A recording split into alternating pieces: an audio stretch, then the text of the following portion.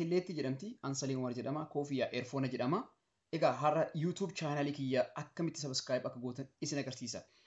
YouTube channel subscribe gochuun yookiin YouTube channel guddifachuun maal faayidaa qaba jettan isinitti na dhaggeeffadhu guurii gurraa fudhadhu isin jedha yookiin eerfoona qaba baas bakka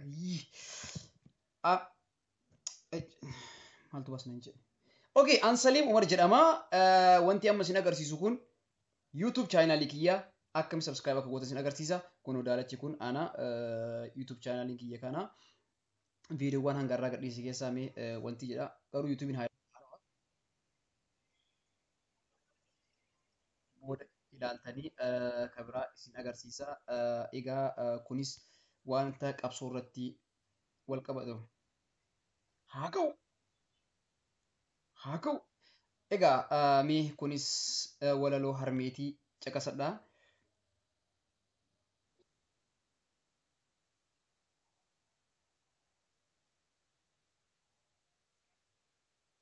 anyways viidiyoowwan hedduu jira akkuma argitan viidiyoowwan hedduutu jira viidiyoo kanneen ilaaluu namoonni barbaadan haloo marqama okay kanaafuu viidiyoowwan as keessa hunda isaayyuu ni argatanii Saliim Show koomedii garagara jira barumsa jira waan haadhatu jira jedha sayina lalaati wanti godhaa subscribe gochuun dagatina isiniin jedha namoonni YouTube irraa keessattuu artiistonni Oromoo yeroo sirba baasan namoonni baay'een daawunlood gootanii hin gadhiisina sababni isaas artiistichi sun yookiin weelluu san baasee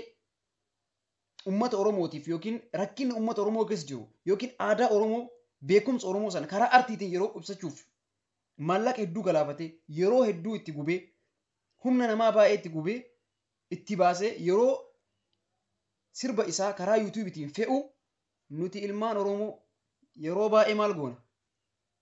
daawunlood goone Facebook irra jalaa gadhiisna isanii miidhaan hedduu takka miidhaan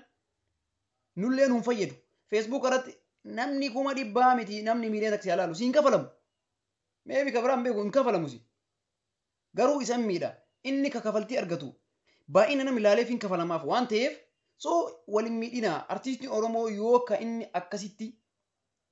yeroo ofiitti dhamaasee maallaqa ofiitti itti dhangalaasee sirba baasee dhufutti sin ammoo akkasiin godhina fakkeenyaaf sirboota kana isiniin jedhu sirboota afaan Oromoo keessaa sirboonni 3 4 5 6 7 keessa gadhiifame baay'ina view nama meeqa ilaale ilaala 120 ol nam tartiidhaan hin jiru sababni yoo maalidha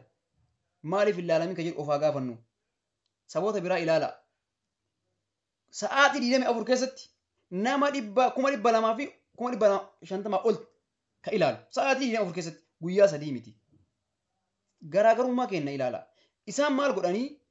YouTube'icha san akkasumatti liinkii isaa koppii godhanii Facebook ofirra maxxansaniif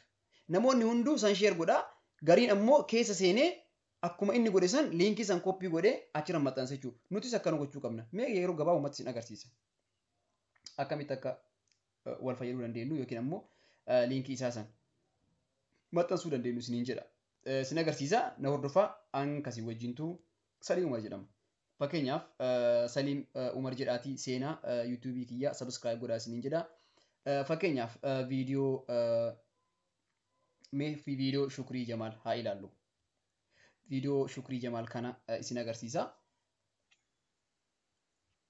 Shukrii Jamaal haaraa baasee viidiyoo kana akkaataa itti wanti godhan isin agarsiisa na hordofaa isiniin jedha kun sirba isaati sirba hedduu namatti tolu hedduu miidhagaadha garuu baay'inni nama ilaalee meeqas yeroo kanatti ilaaltan torbaan takka ga'uu ga'ee jira egaa akkamitti akka share goonee wanti irra dabarsinu isin agarsiisa iddoo wanti kana erga xuqnee booda asirra jira copy link ka jedhu kana akkuma argitan kana bootaa kana copy link ka jedhu kana jira as Facebook jira WhatsApp jira Gmail jira akkasuma Messenger Bluetooth jira Telegram immoo wanta isin fayyadaman hundinuu ni jira jechuudha yoo copy linkii copy gochuu barbaadanii fi Facebook irra direct gadhiisuu barbaadan ni jira asin mee ani Facebook